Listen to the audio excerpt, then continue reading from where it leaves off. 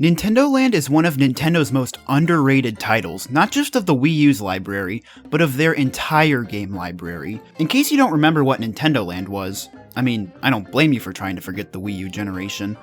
Nintendo Land was the Wii U's pack-in title that was meant to showcase the gimmicky features of the Wii U in the same vein as Wii Sports for the Wii. Basically, the game's job was to let you know why you just spent $350 on this. The game, for the most part, did its job. The 12 different minigames featured in Nintendo Land are a ton of fun and really took advantage of the Wii U's unique capabilities. It's an experience that you're not going to find on any other console because of how different the Wii U is.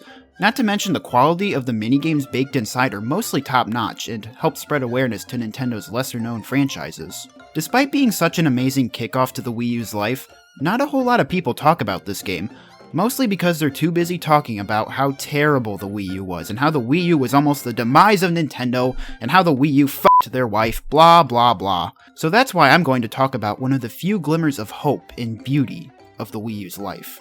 Ladies and gentlemen, I present to you Nintendo Land, the underrated gem of the Wii U. He said it! He said the name of the video! Nintendo Land was released on November 18th, 2012 alongside the Wii U as a pack-in title and was burdened with the heavy task of justifying your $350 purchase, as well as the very existence of the Wii U. In my opinion, it succeeds at accomplishing both things, especially the latter, masterfully. When the Wii U was first announced, people just didn't get it. Was it an accessory to the Wii? Was it an actual successor? If so, why was it the way that it was? Why are there two screens? How is that supposed to provide new gameplay possibilities?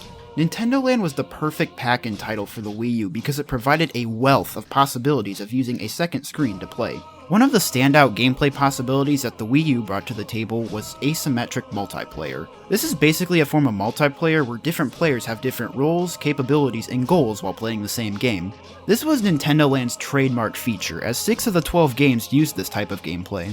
The person with the gamepad would be assigned one role, and everyone else using the TV and Wii remotes would be assigned another role. Sometimes you would compete in these two roles, sometimes you'd work together.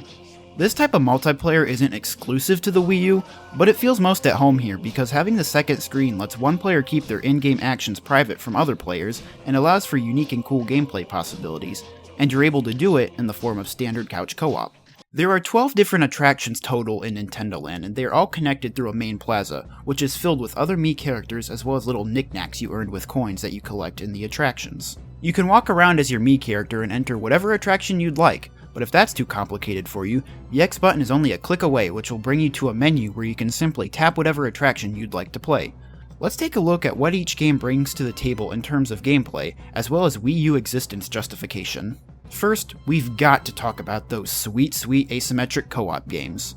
An example of the competitive side of things would be in one of my personal favorites, which is Luigi's Ghost Mansion, where the player with the gamepad has to hunt down the other players as a ghost that is invisible on the TV, but visible to the person on the gamepad screen. The other players using the TV and Wii remotes try to hunt down the ghost using the rumble feature that's built into the remotes that lets you know when the ghost is nearby. If you think you know where the ghost is, you use your flashlight to unleash hell on them and whittle their health down. The flashlights have limited batteries, so you have to be mindful of how much you use it. If you run out, you have to find another battery pack placed somewhere on the map, which is almost always where you'll find the ghost player perched, ready to strike, so you have to be cautious. This type of asymmetric multiplayer was present in many other games in Nintendo Land. One of them was called Mario Chase. So the person with the gamepad plays as Mario, and you get chased by the players with the TV and Wii remotes. This one was painfully simple and easily the least interesting of the multiplayer experiences, at least in my opinion. There's one other game that basically just feels like a glorified game of tag, except this time, it felt more fleshed out and had a more interesting concept.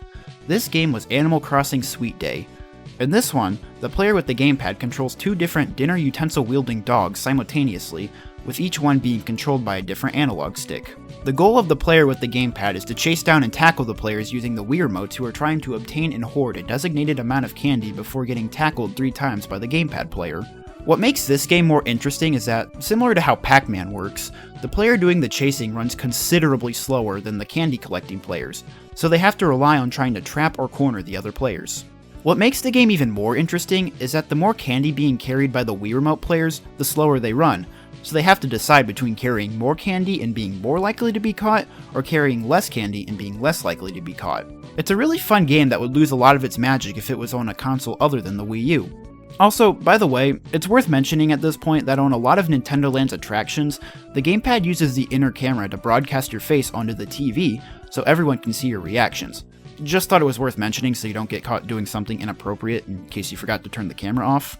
The other 3 asymmetric experiences in Nintendo Land were mainly co-op oriented, but one in particular had an awesome competitive mode, being Metroid Blast. This game is simple at its core. The gamepad player rides around in an airship and the Wii Remote players run around in power suits, and depending on what mode you're on, you either fight together and destroy enemies, or you try and kill each other.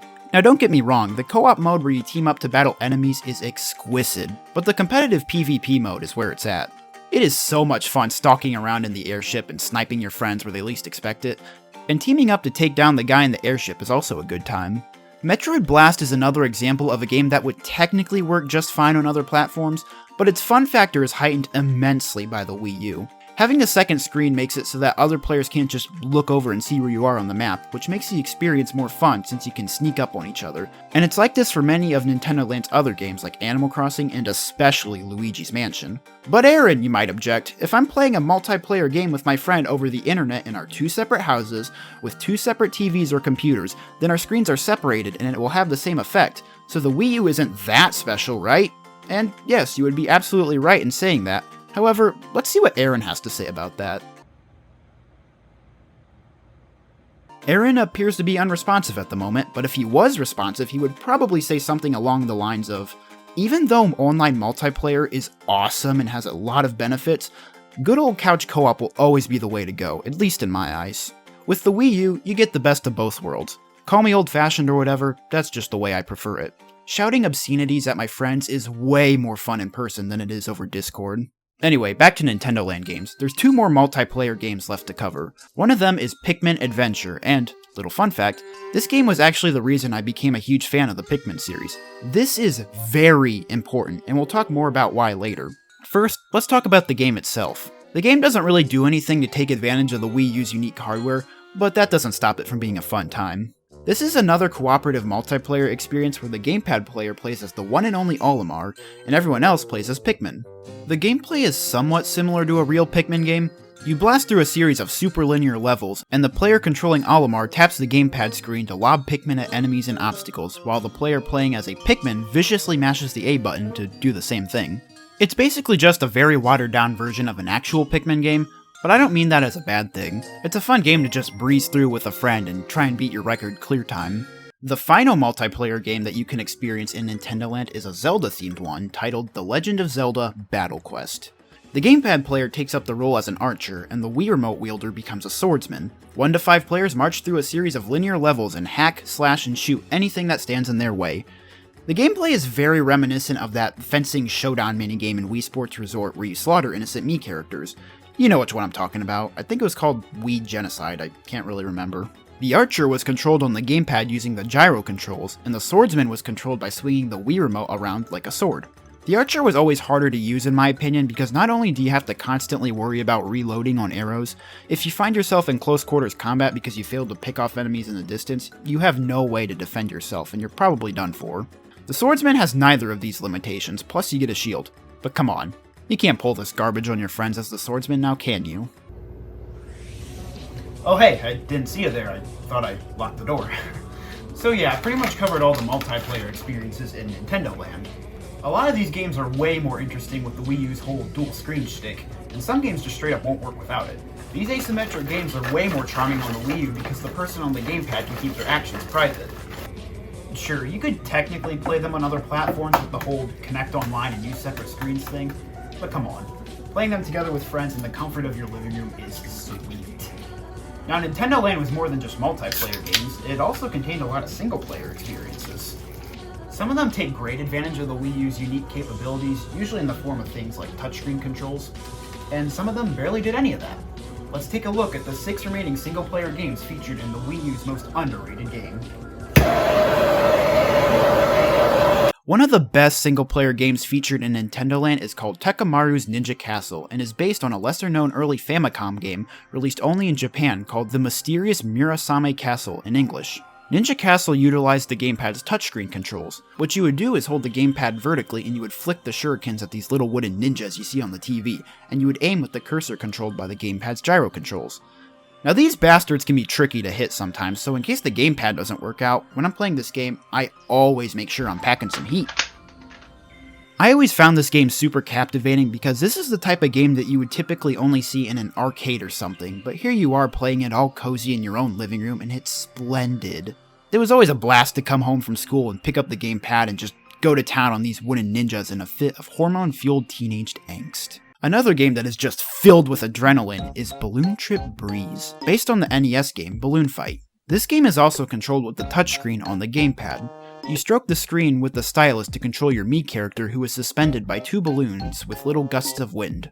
The game is made with the intention of looking at the TV while controlling the touchscreen, which, on paper, sounds pretty awkward, but it works out just fine. The goal is just to go through a series of side-scrolling levels and try to rack up as many points as possible by popping balloons.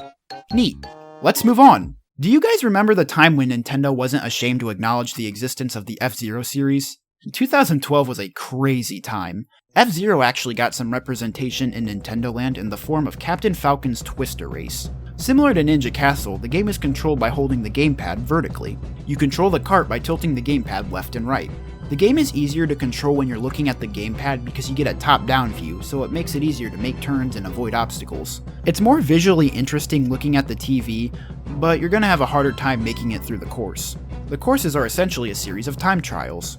You have to make it to the end within a certain time limit while going through a bunch of obstacles. You have some speed boosts which will help you greatly, and you also have these rainbow ramps which will launch you straight to hell, so you have to be careful with those. Donkey Kong makes his way into Nintendo Land in the form of Donkey Kong's Crash Course. The minigame starts off with your Mii character entering the attraction where the game turns you into something wildly inappropriate and is then sent into a gauntlet of contraptions and platforms that you have to tilt your way through with the gyro controls of the gamepad. You control the different contraptions with various controls on the gamepad like the joysticks and the L and R buttons. Some of the platforms are controlled with the whole blow into microphone nonsense that was very prevalent in the Wii U 3DS generation, but it can be cheated by simply holding down the X button. Yoshi got some representation with Yoshi's Fruit Cart. This one's a little tricky to explain, so just bear with me. So you're dropped into this area filled with various fruits and a door that you need to reach in order to move on to the next area. You have to collect all the fruit if you want the door to open. You control the Yoshi cart by drawing a path on the gamepad touchscreen in which the cart will follow, but there's a catch. All the fruit is completely invisible on the gamepad screen, so you have to look up at the TV to see where the fruit is and use the patterns on the ground as a point of reference in order to draw a path that nabs you all the fruit. Try pulling this off on consoles other than the Wii U. Go ahead, do it. I dare you! I dare you! Octopus Dance was a fun little rhythm game where you copy this instructor's dance moves by using each analog stick to control each arm of your Mii character individually. The instructor performs a series of 3 actions which you then replicate. It also incorporated motion controls by having the instructor do things like tilt his body to the side or jump up, which you mimic by tilting the gamepad and thrusting upwards. The game gets interesting by flip-flopping the perspective between the TV and the gamepad. When the game starts off, you get a front view of the dancing on the TV and a back view on the gamepad. You'll want to use the back view when mimicking the dances because the left arm is controlled with the left stick and the right arm is controlled with the right stick. So when you're looking at the action from the front, the directions are reversed and it can get confusing. Between the stages, the point of views are swapped, so on some stages you play on the gamepad and some you play on the TV. The Wii U is so neat, isn't it? You can breathe a sigh of relief knowing your $350 was well spent. Nintendo Land had a nice healthy balance of single-player and multiplayer experiences. While I think most of the fun can be had with the asymmetric multiplayer experiences, I think there's still plenty of fun to be had with the single-player ones. Overall, I have no shame in saying that Nintendo Land is Nintendo's best minigame collection because of the overall quality of the games, as well as how they made the Wii U's unique capabilities seem cool. However, there's one more important reason why Nintendo Land is so special, and that's because many different Nintendo franchises got some representation within the game. Some of them are super well known, and others, not so much. It was so cool to me how many different Nintendo series and franchises came together in a way different than in Super Smash Bros. Instead of just the characters themselves being shown off, you got to see more of what these series are about. Yeah, some of the gameplay in these attractions aren't relevant to their respective series at all, but some of the attractions feel like you're playing little demos of different Nintendo games. It makes people want to try out different Nintendo games other than their most iconic games like Mario and Zelda. As mentioned before, playing the Pikmin attraction is what got me and my little sister into the Pikmin series. We really liked the concept of the game and thought that the Pikmin were really cute, so I went out and bought Pikmin 3 for the Wii U.